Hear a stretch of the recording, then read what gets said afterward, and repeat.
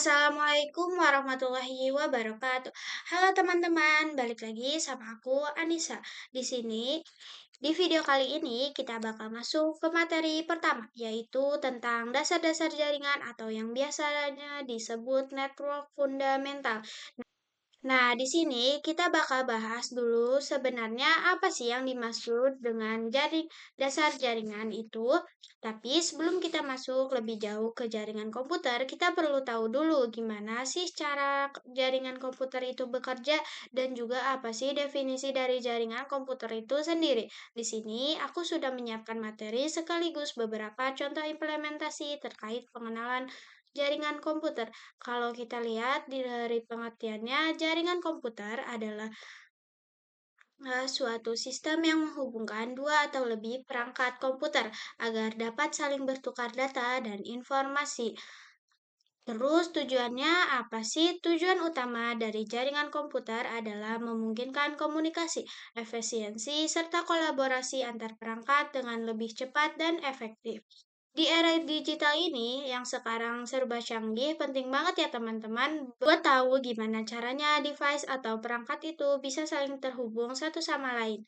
Nah, sekarang kita masuk ke contoh implementasi dari jaringan komputer. Jadi, jaringan komputer itu sederhananya adalah dua komputer atau lebih yang bisa saling bertukar data dan informasi.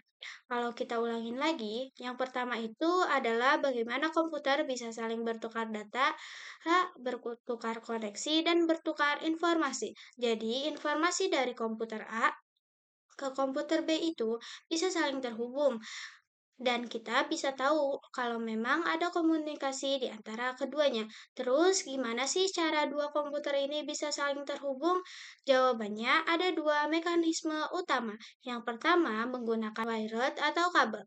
Kabel yang paling sering digunakan adalah kabel UTP yang termasuk media transmisi LAN atau Local Area Network.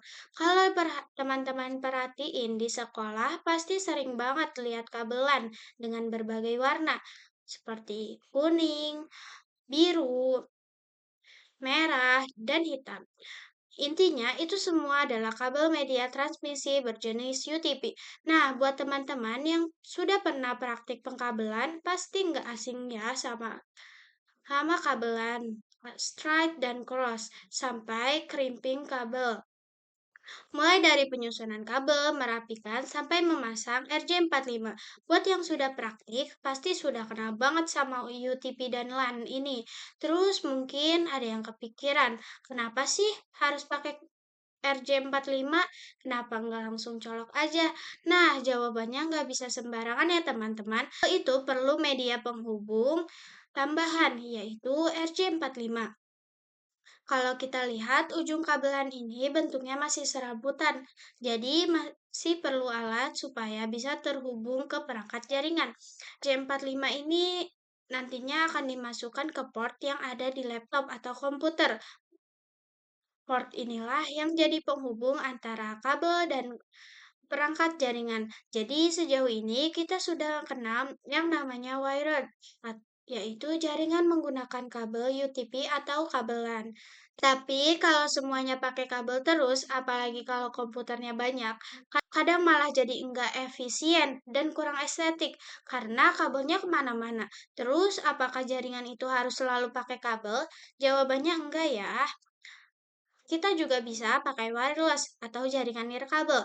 Wireless inilah yang memungkinkan kita terhubung tanpa kabel, misalnya lewat WiFi atau jaringan internet lainnya. Kalau biasanya teman-teman pakai paket data atau WiFi, itu termasuk jaringan wireless. Jadi, selama dua komputer atau perangkat saling terhubung ke internet atau jaringan nirkabel, maka itu sudah bisa disebut sebagai jaringan komputer. Jadi, intinya jaringan komputer itu bisa pakai kabel atau wired ataupun tanpa kabel, yaitu wireless. Kesimpulannya, jaringan komputer adalah dua atau lebih perangkat yang saling terhubung dan bisa bertukar informasi, data, maupun koneksi. Di sini juga ada contoh jaringan atau topologi yang nanti ke depannya bakal kita pelajari lebih lanjut. Sekarang mungkin kita cuma tahu, yang penting HP ada internet, laptop bisa online. Padahal sebenarnya ada proses dan tahapan sampai internet itu bisa terhubung ke perangkat kita. Salah satunya tadi lewat kabelan atau wireless. Nah, kabelan yang sudah dipasangkan RJ45 itu nantinya akan dimasukkan ke port Ethernet. Port Ethernet ini biasanya ada di laptop atau PC. Kalau di perangkatnya nggak ada port Ethernet, teman-teman bisa pakai adaptor USB. Bukan cuma di laptop atau PC, nanti waktu kita belajar tentang switch, router, dan perangkat jaringan lainnya, kabelan dan RJ45 ini bakal sangat sering digunakan, mulai dari komputer ke switch, switch ke router, ataupun router ke switch. Untuk jaringan skala lokal, kita masih pakai kabelan, tapi kalau jaringannya sudah lebih luas atau jarak jauh, biasanya pakai kabel lain, seperti fiber optik dan sebagainya. Jadi, fungsi kabelan itu bukan cuma buat menyambung ke komputer, tapi juga buat menghubungkan berbagai perangkat jaringan. Untuk pembelajaran kali ini, kita cukupkan sampai di sini dulu. Semoga teman-teman bisa paham dan mengerti tentang pengenalan jaringan komputer dan nantinya bisa langsung mengaitkannya dalam kehidupan sehari-hari. Lanjut kita ke video berikutnya. Selanjutnya kita bakal mulai masuk ke materi Cisco Networking A200 sampai 301. Nah, mungkin ada yang bertanya sebenarnya di Cisco Certified Network Associate atau Cisco Networking A200 sampai 301 ini bakal belajar apa sih? Tenang, di sini aku sudah menyiapkan timeline pembelajaran buat teman-teman. Kedepannya kita bakal belajar total 16 materi di mana nanti kita akan sama-sama membahas mulai dari dasar-dasar komputer, switching, routing, virus, sampai ke security. Kalau kita uraikan lebih detail, 16 materi pada Cisco Networking A ini dimulai dari yang pertama, ada network fundamental. Yang kedua, IP address dan subnetting. Yang ketiga, networking model. Yang keempat, pengenalan dan basic Cisco. Yang kelima, pengenalan switch. Yang keenam, VLAN dan trunking. Yang ketujuh, menghubungkan antar VLAN. Yang kedelapan, remote access. Yang kesembilan, VLAN trunking protocol. Yang ke-10, port security. Yang ke-11, spanning tree protocol. Yang ke-12, ada Ethernet channel. Selanjutnya ada static routing. Yang selanjutnya ada dynamic routing EIGRP. Terus dynamic routing OSPF. Dynamic routing BGP, dan yang terakhir akses control list. Nah, itu dia teman-teman gambaran pembukaan sekaligus pengenalan materi Cisco Networking A yang akan kita pelajari dan bahas di sesi berikutnya.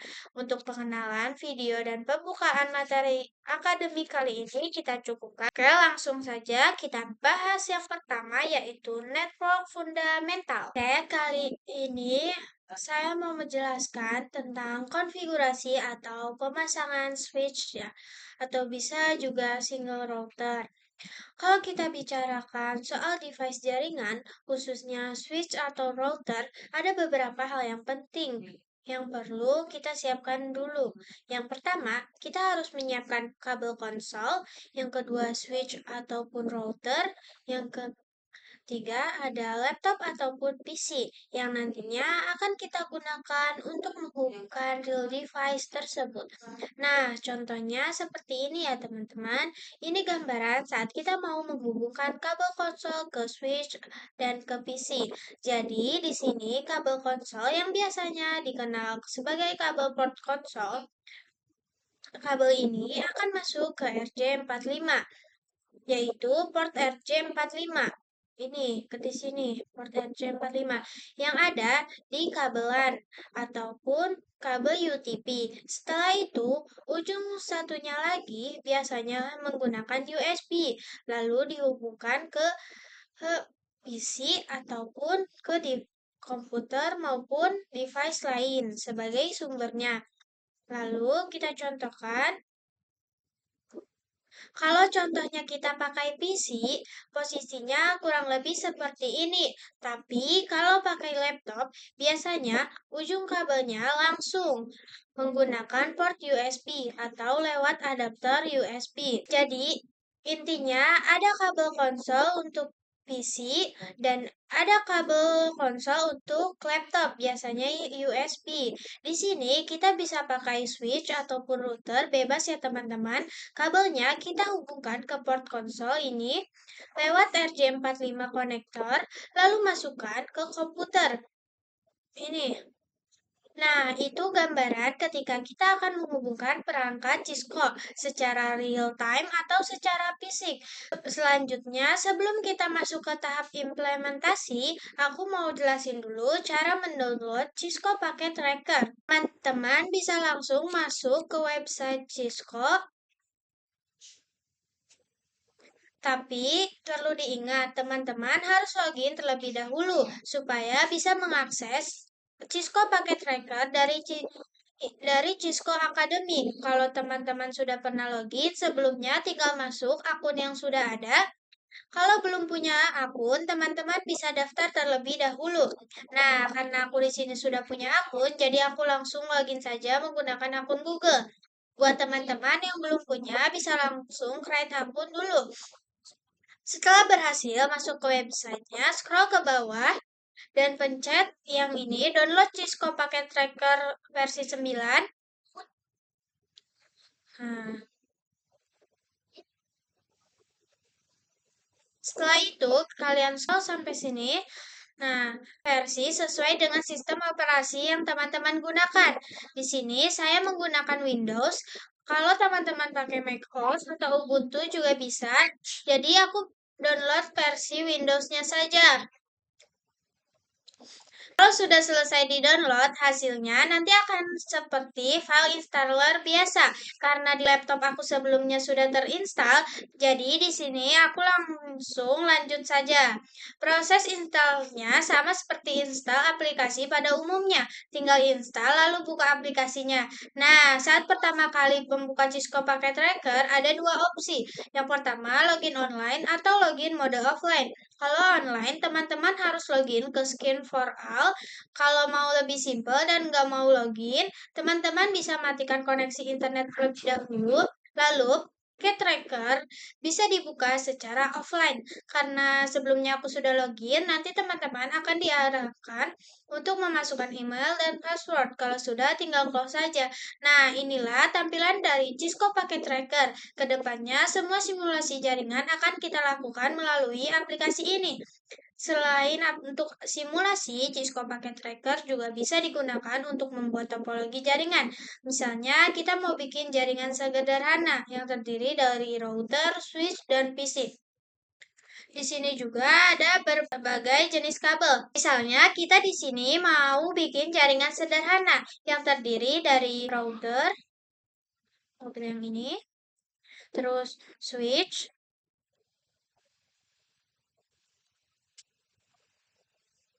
terus PC, juga. Di sini juga tersedia berbagai jenis kabel seperti Cooper, serial, fiber, cross, strike, dan lain-lain. Tapi untuk mempermudah, aku akan pakai Automatical Choose Connection Type yang otomatis menyesuaikan jenis kabel yang dibutuhkan. Contohnya, kita hubungkan PC ke switch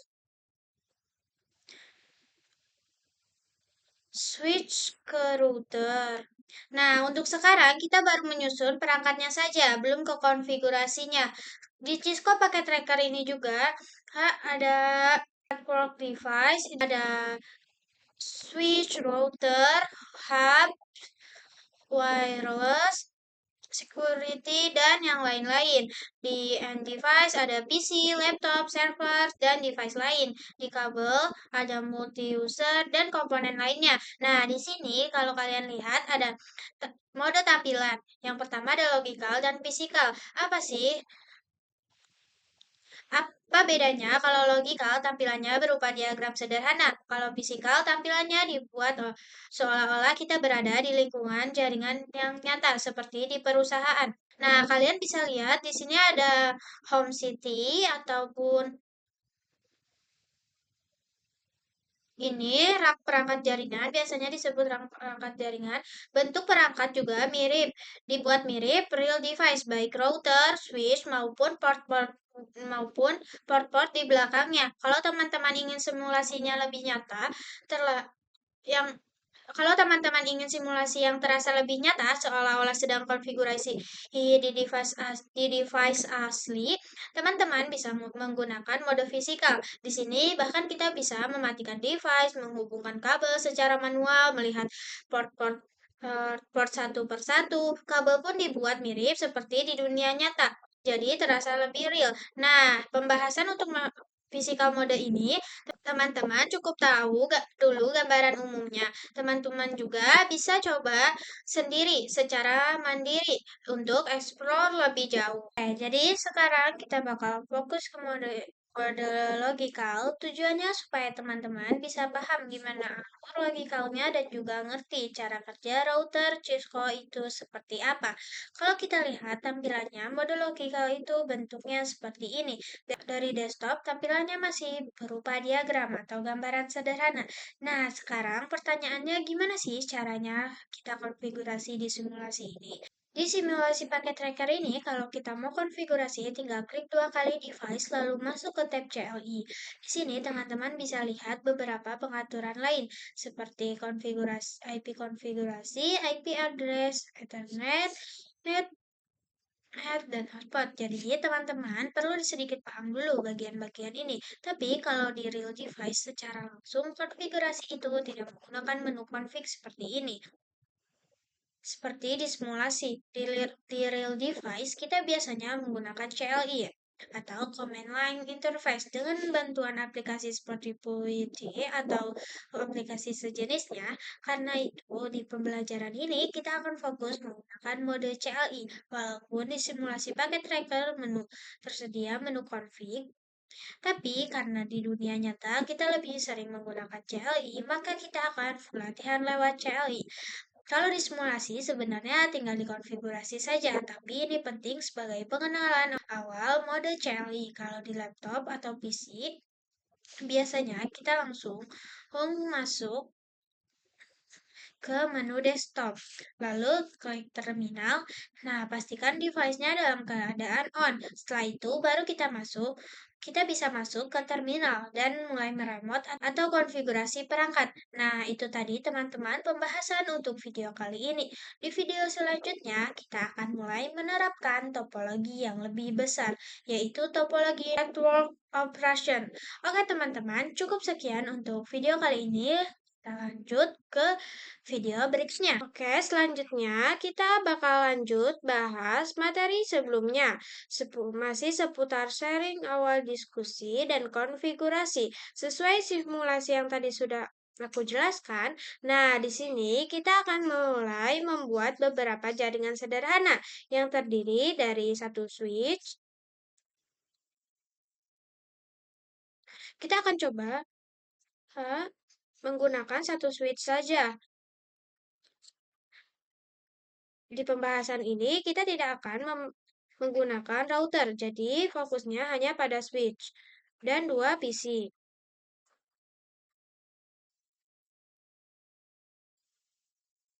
Kita akan hubungkan perangkat-perangkat tersebut menggunakan kabel.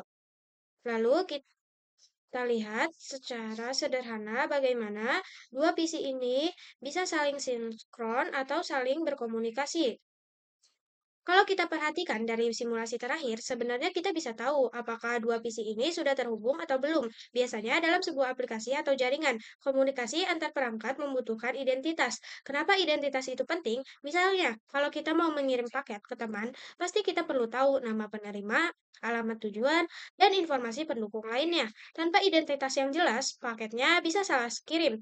Nah, di dalam jaringan komputer, identitas ini disebut sebagai IP address. Sekarang kita akan sedikit pengenalan dulu dengan IP address. Nanti di pertemuan selanjutnya, IP address ini akan kita bahas lebih dalam dan lebih detail. Secara sederhana, IP address adalah alamat pada jaringan komputer yang berfungsi untuk mengetahui identitas suatu perangkat. Jadi, saat kita mengirim paket ke PC lain, misalnya PC 1 kita sudah tahu alamat IP-nya berapa, sehingga paket bisa sampai ke tujuan yang benar. Jadi, garis besarnya IP address itu adalah alamat atau identitas dalam jaringan komputer yang memungkinkan perangkat bisa saling terhubung dan saling berkomunikasi. Kalau dialognya lagi, seperti kurir paket, kalau alamat dan identitas penerima jelas, kurir pasti tahu paket ini harus dikirim ke siapa. Begitu juga dengan jaringan komputer. Tanpa IP address, komunikasi antar perangkat akan sulit terjadi. Karena itu, setiap komputer di jaringan harus punya alamat jaringan supaya komunikasi bisa berjalan dengan lancar. Nah, sebagai contoh, di sini kita akan menggunakan IP address untuk PC 1, 192.168.1.1, dan yang kedua,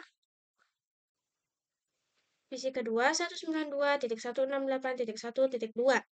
Nah, IP address ini berupa angka unik. Dengan angka tersebut punya aturan tertentu karena IP berasal dari Internet Protocol. Dan protokol itu sendiri artinya adalah aturan yang harus diikuti. Jadi, sebelum menentukan IP address, kita memang harus tahu aturan-aturan dasar dalam penentuan IP tersebut. Tapi tenang saja, cara menentukannya akan kita bahas di video berikutnya secara lebih lengkap. Sekarang kita langsung praktiknya saja. Kita masuk ke PC-nya, klik dua kali, lalu menu desktop, pilih IP konfigurasi. Di sini, kita akan masukkan IP address-nya 192.168.1.1. Dan subnet mask-nya ini aja 255.255.0 dan default gateway dan DNS-nya untuk sementara tidak perlu dikonfigurasi. Perlu diingat, IP address dan subnet mask itu selalu berpasangan. Jadi, setiap kita mengatur IP address, subnet mask juga harus disesuaikan. Selanjutnya, kita konfigurasi PC kedua, menu desktop, terus ini IP konfigurasi, lalu kita isi IP address-nya 192.168.1.2. Subnet mask-nya sama 255. Kalau sudah, kita cek koneksinya. Kalau paketnya successful, berarti dua komputer ini sudah berhasil saling terkoneksi. Nih. Selain itu, kita juga bisa cek menggunakan ping, masuk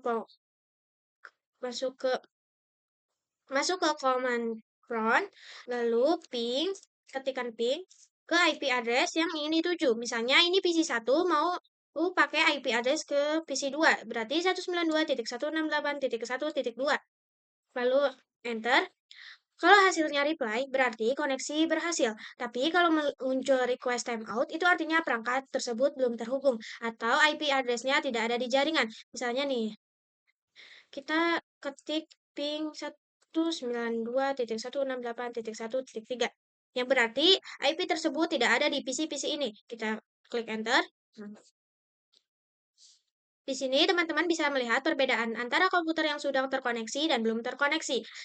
Nah, untuk video kali ini kita masih membahas topologi jaringan yang sangat sederhana sebagai dasar sebelum masuk ke jaringan yang lebih kompleks. Untuk video selanjutnya, kita akan fokus membahas IP address lebih dalam.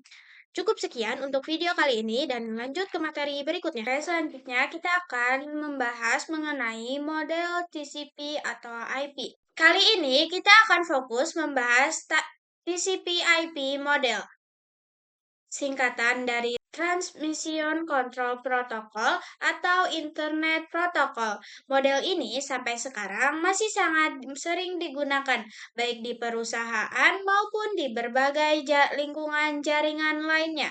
Jika dibandingkan dengan OSI model, TCP/IP adalah model yang paling banyak digunakan dalam dunia jaringan. Secara fungsi sebenarnya hampir sama, hanya saja TCP/IP bisa dianggap sebagai versi pengembangan atau penyederhanaan dari OSI model. Keduanya sama-sama berfungsi sebagai standar komunikasi dalam teknologi jaringan komputer. TCP/IP sendiri juga dikenal sebagai protokol internet. Teman-teman masih ingat pembahasan kita tentang IP address? Nah, IP address merupakan bagian dari Internet Protocol yang juga menjadi salah satu lapisan penting dalam model TCP atau IP. Model TCP atau IP merupakan dasar dari jaringan internet yang dirancang lebih sederhana dibandingkan OSI model karena hanya memiliki 4 lapisan. Namun perlu diketahui TCP itu sebenarnya ada dua versi, 4 layer dan 5 layer. Walaupun jumlah lapisannya berbeda pada dasarnya fungsinya tetap sama karena kita juga membandingkan dengan OSI model. Maka yang akan lebih sering kita gunakan dan bahas adalah TCP/IP versi 5 layer. Model TCP/IP ini dikembangkan oleh US Department of Defense atau DoD. Model ini menggabungkan beberapa fungsi dari lapisan OSI ke dalam lapisan yang lebih luas. Jika OSI memiliki 7 tahapan, yang dijelaskan secara rinci, maka TCP/IP adalah bentuk ringkasan dari OSI dengan menggabungkan beberapa lapisan menjadi satu. Sekarang kita bahas cara kerja jaringan TCP/IP. Secara konsep, cara kerja sebenarnya hampir sama dengan OSI model. TCP/IP bekerja dengan cara memecahkan data menjadi paket-paket kecil sebelum ditransmisikan melalui media jaringan menggunakan lapisan-lapisan tertentu. Paket data tersebut kemudian dikirimkan melalui router yang berfungsi untuk menentukan jalur atau rute pengiriman paket data.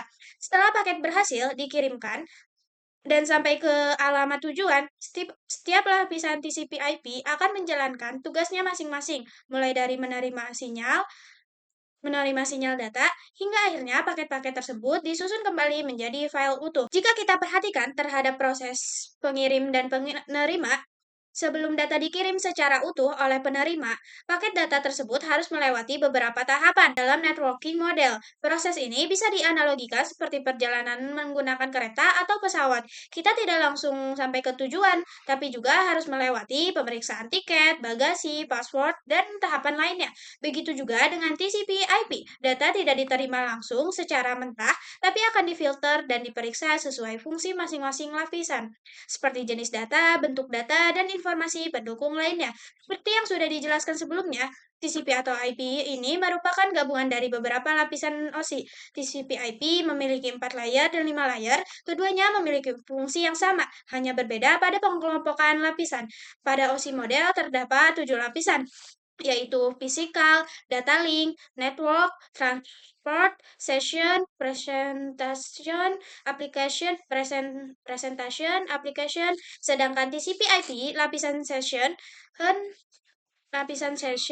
dan presentation langsung digabungkan ke dalam application layer.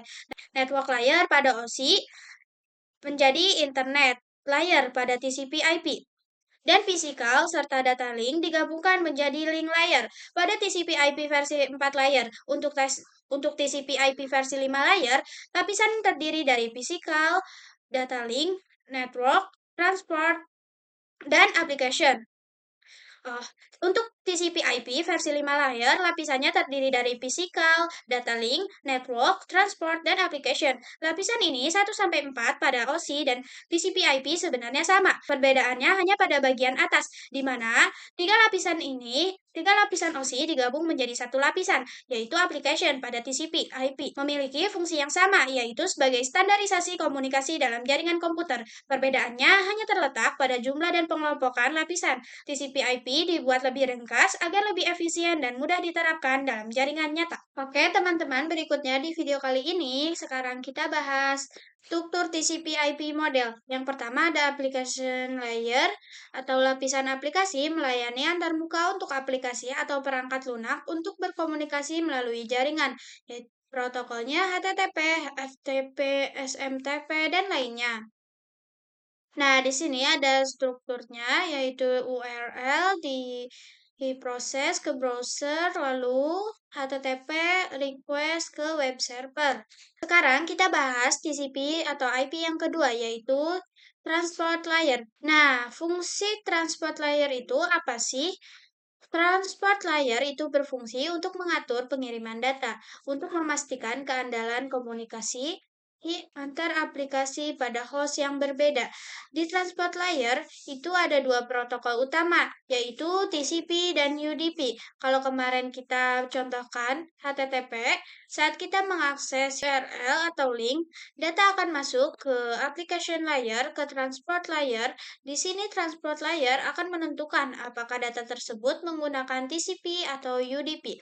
Sekarang kita bahas dulu TCP. TCP itu singkatan dari Transmission Connection Control. TCP merupakan protokol yang menggunakan koneksi. Data dikirim secara berurutan, dilakukan pengecekan data, pencegahan data macet, dan mempermudah untuk menemui serta memperbaiki kesalahan. Minusnya, karena ada banyak komunikasi dua arah antara kedua pihak, antara pengirim dan penerima, maka prosesnya bisa lebih lambat. Nah, selanjutnya ada UDP, yaitu User Data Protocol. UDP ini tidak berbasis koneksi, tidak mengenal nomor urut, tidak mengoreksi kesalahannya sendiri, dan tidak peduli apakah ada paket data yang hilang. Plusnya, karena tidak ada pengecekan dan koneksi, pengiriman data UDP jauh lebih cepat dibandingkan TCP. Jadi, perbedaan antara TCP dan UDP, TCP berbasis koneksi data berurutan, ada pengecekan lebih aman dan lebih presisi. UDP tidak berbasis koneksi, tidak mengecek error, tidak peduli paket hilang, tapi lebih cepat. TCP itu mencegah data macet, mengecek apakah data sudah lengkap atau belum, sehingga kemungkinan data hilang sangat kecil. Sedangkan UDP tidak memeriksa kesalahan. Jadi, kalau ada paket hilang, dia tidak mempermasalahkannya. Jadi, jelas ya teman-teman, masing-masing punya plus dan minus. TCP lebih aman dan andal, tapi lebih lambat. Sedangkan UDP lebih cepat, tapi tidak menjamin keutuhan data. Selanjutnya, model TCP/IP lebih berfokus pada fungsional dan efisiensi dibandingkan model OSI dengan fungsi utama. Yang pertama, menyediakan standar komunikasi dalam jaringan dan internet. Yang kedua, mengurangi kompleksitas dengan menggabungkan beberapa lapisan OSI. Yang ketiga, menyederhanakan protokol dengan hanya menggunakan 4 lapisan inti. Jadi, kemarin kita sudah bahas dari application layer, lalu dari situ data masuk ke transport layer untuk menentukan apakah dia menggunakan TCP atau UDP. Oke teman-teman, cukup sekian untuk video kali ini. Di video selanjutnya kita akan membahas lapisan berikutnya. Terima kasih, sampai jumpa di video berikutnya.